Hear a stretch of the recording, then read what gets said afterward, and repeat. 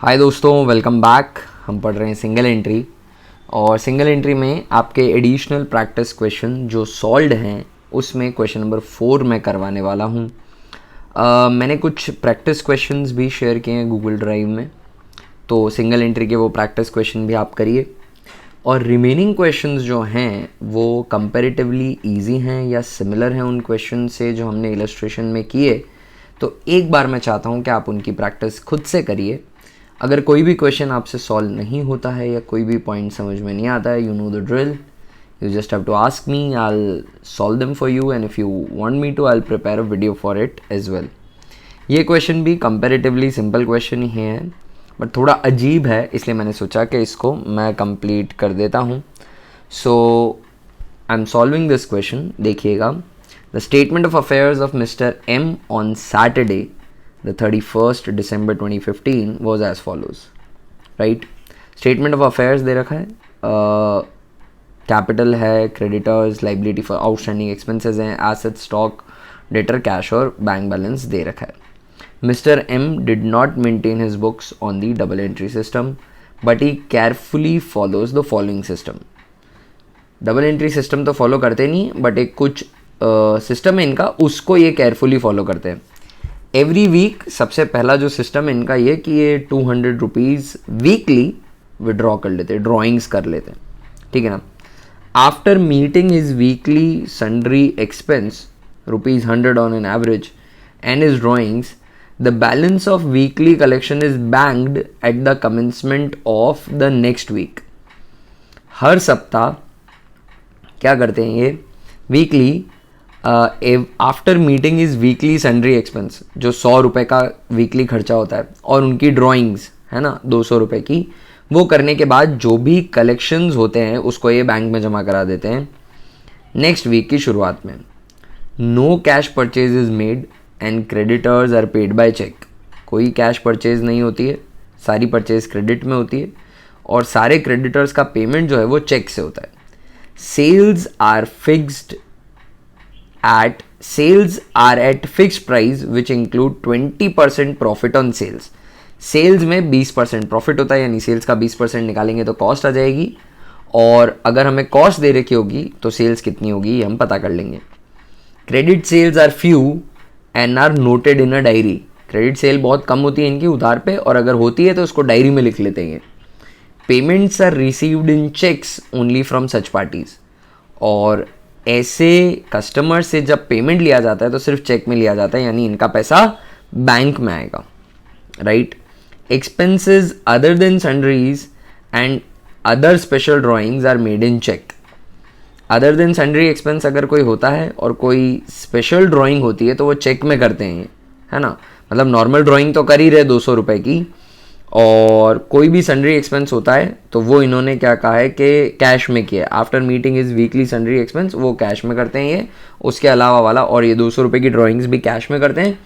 बचा हुआ जो है वो बैंक में जमा करा देते हैं। इसके अलावा कोई सन्ड्री एक्सपेंस के अलावा कोई खर्चा होता है या इसके अलावा कोई स्पेशल ड्राइंग्स होती है तो वो चेक में करते हैं।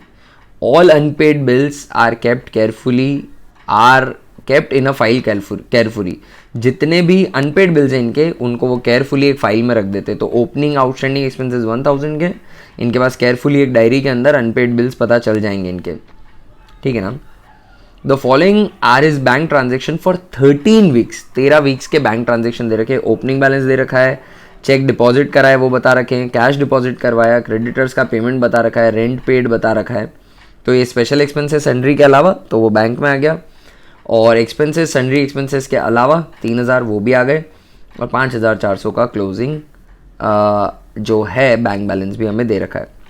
After 13 weeks on 1st April Monday the entire cash was missing when it was to be deposited in bank.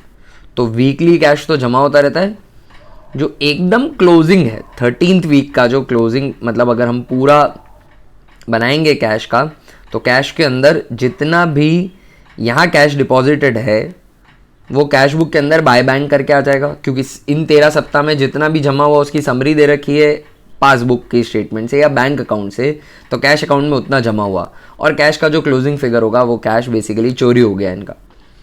The following further facts are ascertained, stock on that day was valued at 4000, closing stock दे रखा है on that day मतलब 1 अप्रैल को। Sundry debtors amounted to 20,000 as per diary, तो diary के हिसाब से 20,000 रुपये के क्लोजिंग डेटर्स हैं। Sundry creditors were 8,000 as per unpaid bill file, तो अनपेड बिल्स जिनको ये व्यवस्थित रखते हैं उसमें 8,000 क्लोजिंग क्रेडिटर्स हैं। Find out the amount of cash missing, इनकी तकलीफ ये नहीं है कि इनको प्रॉफिट वगैरह चाहिए, इनको ये पता करना है कि आखिर कैश जो चोरी हुआ वो कितने रुपए का चोरी हुआ, ये पता करना है। यानी कैश अकाउंट का closing balance is are missing figure. तो फसाद की जो जड़ है सबसे पहले उसे ही बना देते हैं, cash account, debit credit, particulars amount, particulars amount to balance brought down. Cash का जो ओपनिंग है दोस्तों वो है 1,000 रुपीज़ का, 1,000 रुपीज़ का कैश है। बैंक में जो इन 13 सप्ताह में जमा हुआ है वो मुझे बैंक इन्हीं के बैंक अकाउंट से पता पड़ेगा। चेक डिपॉजिटेड जो हैं, चेक डिपॉजिटेड तो खैर चेक आए होंगे सीधे जमा कराए होंगे, कैश डिपॉजिट जो हुआ है वो 42,000 का हुआ है, राइट। ओके, इसके बाद पढ़ते जाते हैं। हर वीक ये 200 रुपये विड्रॉ करते हैं बाय ड्राइंग्स, 200 रुपये हर सप्ताह और 13 वीक्स तक ड्राइंग करी है ना, तो 200 इंटू 13 2600 की ड्राइंग्स होगी, ठीक है। आगे देखिएगा, आगे क्या बोल रखा है। After meeting his weekly sundry expense 100 on an average, तो बाय सन्ड्री एक्सपेंस ये भी 100 इंटू 13 सप्ताह का ब्यौरा है क्योंकि ये, तो 1300 रुपये के सन्ड्री एक्सपेंसेस भी ऑफकोर्स कैश से ही गए होंगे। वीकली कलेक्शन है जो बैंक में जमा हो जाता है, कितना जमा हुआ वो हमें ऑलरेडी पता है। No cash purchase is made, no creditors are paid by cheque, कोई कैश परचेज नहीं होती मतलब बाय परचेज नहीं आएगा। और क्रेडिटर्स को चेक से पेमेंट किया जाता है, कितना पेमेंट किया जाता है वो पासबुक शो कर रही है। सेल्स का इन्होंने बता रखा है 20% प्रॉफिट पे होती हैं, क्रेडिट जो हैं वो थोड़ी बहुत होती हैं और वो डायरी में लिखी जाती है। दैट इज़ इट दोस्तों, ओवरऑल सारी इन्फॉर्मेशन है। बस अब हमें पता करना है कि डेटर्स से कितना कलेक्शन हुआ वो पता करना है ना। तो यहाँ पर एक फिगर आएगा टू डेटर्स, वो मुझे पता करना है। क्रेडिटर्स का पेमेंट तो मुझे खुद ने ही इन्होंने क्लियरली बता रखा है कि वो वाया चेक होता है। तो बैंक अकाउंट प्रॉपर्ली बना हुआ है, उसको नहीं बना रहा मैं, डेटर्स का अकाउंट बना रहा हूँ। Debtors account, debit credit, particulars amount, particulars amount to balance brought down. Debtors का जो ओपनिंग बैलेंस है वो इनके ओपनिंग स्टेटमेंट ऑफ अफेयर्स से पता चल जाएगा। 31 दिसंबर 2015 का दे रखा है। उसमें डेटर्स का बैलेंस है 15,000 रुपीज़ का, ठीक है। क्लोजिंग डेटर्स भी हमें बता रखें, by balance to be carried down. Closing debtors जो हैं वो नीचे दे रखें। Sundry debtors amounted to 20,000 as per diary, तो 20,000 के क्लोजिंग डेटर्स हो जाएंगे, ठीक है ना। ओके, अब डेटर्स अकाउंट के अंदर आते हैं हम। और क्या इन्फॉर्मेशन है डेटर से related? Check deposited, cash deposited, debtor से रिलेटेड और कोई इन्फॉर्मेशन नहीं है मेरे पास, ठीक है ना। डेटर से बस इतनी ही इन्फॉर्मेशन हमें पता चली थी, ठीक है, no problem. Will wait for further things to reveal themselves. Creditors का अकाउंट बनाते हैं हम। Creditors account, debit credit, particulars amount, particulars and amount. Creditors का ओपनिंग बैलेंस क्रेडिट में आएगा, by balance brought down. Opening creditors जो हैं वो हैं 10,000 रुपीज़ के, ठीक है, तो उन्हें लिख देता हूँ यहाँ पे 10,000। क्लोजिंग क्रेडिटर्स दे रखे हैं नीचे, इनकी जो वो डायरी है एक, जिसको सब एक फ़ाइल के अंदर ये अनपेड बिल्स रखते हैं, वहाँ पे 8,000 रुपये के ये क्लोजिंग क्रेडिटर्स हैं, ये इन्होंने बता दिया, इतने पैसे इन्हें देने बाकी हैं, ठीक है ना। क्रेडिटर्स का जो है वो बैंक के थ्रू ही पेमेंट होता है, तो बैंक में बाय क्रेडिटर्स दे रखा है। तो दोस्तों क्रेडिटर्स अकाउंट में आ जाएगा टू बैंक, और इन लोगों का पेमेंट हुआ है 40,000 रुपये का, ये क्रेडिटर्स अकाउंट हो गया। इन्होंने कहा है कि क्रेडिट सेल्स होती है थोड़ी बहुत, जिसे डायरी में नोट करते हैं, और पेमेंट्स चेक से ही रिसीव होते हैं। Payments are received in cheque only from such parties. तो ये जो चेक डिपॉजिटेड है 2,000 के और 42,000 के, इससे हमें थोड़ा आइडिया लग सकता है टोटल सेल्स का।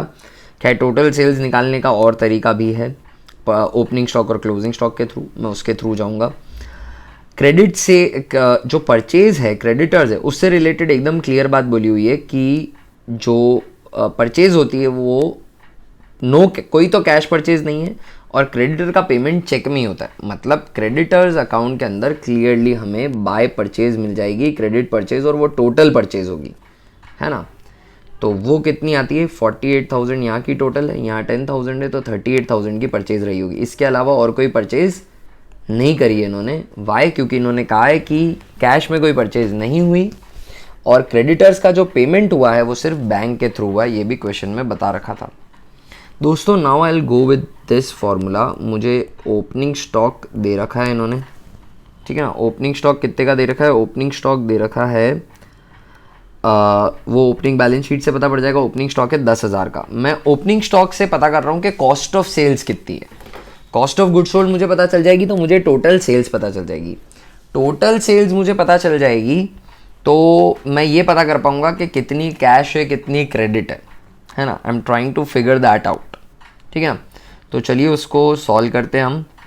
यहाँ पर जो हुआ है बेसिकली ओपनिंग डेटर्स नहीं, ओपनिंग स्टॉक जो है वो है 10,000 रुपये का। ओपनिंग स्टॉक 10,000 रुपये का, एड परचेजेस जो हुई हैं वो 38 की हैं, और ये टोटल हैं because there is no cash purchase. Question ने कहा नो कैश परचेज, ठीक है, ये क्वेश्चन नहीं बता रखा है। ऐड डायरेक्ट एक्सपेंसेस फॉर्मूले में तो होता है, पर डायरेक्ट एक्सपेंसेस होते तो कहीं से पे होते, या तो कैश से होते या बैंक से होते, ऐसा कुछ भी नहीं है। तो इनके डायरेक्ट एक्सपेंसेस है ही नहीं, not applicable. Minus closing stock, वो इन्होंने जोड़ दिया यहाँ पर। क्लोजिंग स्टॉक जो है हमें उस दिन जोड़कर बताया कि वो 4,000 का है, तो क्लोजिंग स्टॉक जो है वो है 4,000 रुपीज़ का। सब्ट्रैक्ट कर देते हैं, 10,000 प्लस 38,000 48,000 माइनस 4,000, 44,000 जो है वो है कॉस्ट ऑफ गुड्स सोल्ड। हमें बता रखा है कि प्रॉफिट जो है वो क्वेश्चन में ही दे रखा है कि इन्होंने कहा है कि इनका जो प्रॉफिट है वो 20% ऑन सेल्स होता है। Profit is 20% on sales. Sales मुझे नहीं पता, लेट सेल्स बी 100। जिस पर प्रॉफिट दिया हो, प्रॉफिट का परसेंटेज दिया हो, अगर वो ना दिया हो तो उसे 100 मान लेंगे। प्रॉफिट अगर 100 है, सेल्स अगर 100 है, तो जो ग्रॉस प्रॉफिट होगा, या आई शुड से प्रॉफिट ही कहना चाहिए, प्रॉफिट जो होगा वो हो जाएगा 20 का। तो कॉस्ट ऑफ गुड्स सोल्ड कितने के हो जाएंगे, 80 के हो जाएंगे। Now 80 is equivalent to 44,000। Then sales कितनी होगी, 44,000 divided by 80 into 100। I hope you understand this. 44,000 divided by 80, जो होता है उससे डिवाइड करते हैं, और जो कंप्यूट करना है उससे मल्टीप्लाई। तो मुझे सेल्स पता करनी है, तो सेल्स 55,000 की रही होगी। 55,000 की टोटल सेल्स होंगी, है ना। अब इसमें से क्रेडिट कितनी है, कैश कितनी है, ये मुझे पता करना है, ठीक है ना। Credit sales are few and are noted in a diary. Payment are received in cheque only from such parties. तो ये जो चेक डिपॉजिट हुए हैं 2,000 रुपये के, चेक डिपॉजिट हुए 2,000 रुपये के, ये कहाँ से आए होंगे, ये डेटर्स से आए होंगे, यही अज्यूम करना पड़ेगा। यस, तो सेल्स हुई है 55 की, और डेटर्स अकाउंट से जो पेमेंट आया है वो मुझे बता रखा है यहाँ पे, है ना। तो डेटर्स अकाउंट में मैं लिख देता हूँ बाय चेक लिख देता हूँ, बाय चेक। तो डेटर्स अकाउंट में बैंक में जो चेक डिपॉजिट हुए हैं वो हुए 2,000 रुपये के, 2,000 के चेक जमा हुए हैं। इसका मतलब क्रेडिट सेल्स कितनी है वो यहाँ से पता पड़ जाएगी। क्रेडिट सेल्स इस अकाउंट का बैलेंसिंग फिगर हो जाएगा।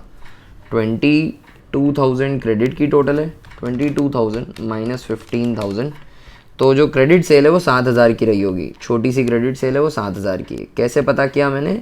जो चेक डिपॉजिटेड थे, I am assuming that all cheque deposited are from customers. इनको कोई इनडायरेक्ट इनकम नहीं हुई है, ये मैं अज्यूम कर रहा हूँ, ठीक है ना। तो अब मेरी टोटल सेल्स जो है 55,000 की है, उसमें कैश मुझे पता है कि 7,000 की है, तो नहीं, क्रेडिट मुझे पता है कि 7,000 की है, क्रेडिट जो है 7,000 की है, तो कैश कितनी होगी? बैलेंसिंग फिगर 55,000 में से अगर 7,000 क्रेडिट है तो 48,000 कैश सेल्स रही होगी। यस, तो कैश अकाउंट के अंदर 2 डेटर्स नहीं एक्चुअली, क्योंकि डेटर्स से जितना भी पेमेंट रिसीव होता है वो चेक में होता है, 2 सेल्स आ जाएगी। वो कितने की आ जाएगी? 48,000 की आ जाएगी। दोस्तों, कैश से रिलेटेड और कोई ट्रांजैक्शन नहीं है।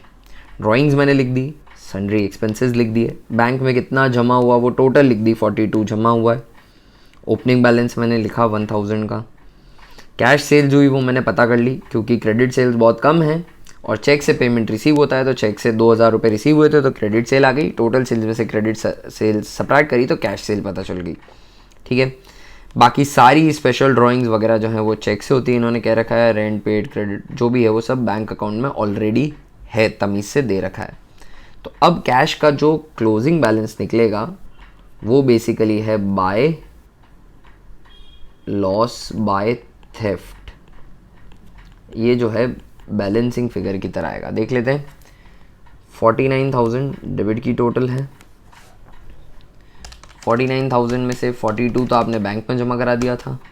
2600 की ड्राइंग्स करी हैं आपने। 1,300 रुपये जो हैं वो सन्ड्री एक्सपेंसेस हैं आपके। 3,100 जो है वो दोस्त आपका चोरी हुआ होगा, 3,100 रुपये चोरी हुआ होगा।